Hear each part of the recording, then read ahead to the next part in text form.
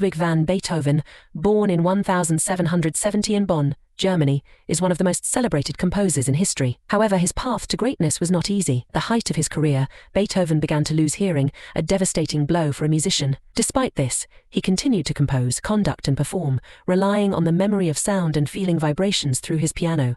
Even as his deafness worsened, Beethoven produced some of his greatest works, including the Ninth Symphony, which remains one of the most recognized and beloved pieces of classical music. His ability to create such beauty despite his profound hearing loss has made him an enduring symbol of resilience and determination. Beethoven's story teaches us that our limitations do not define us.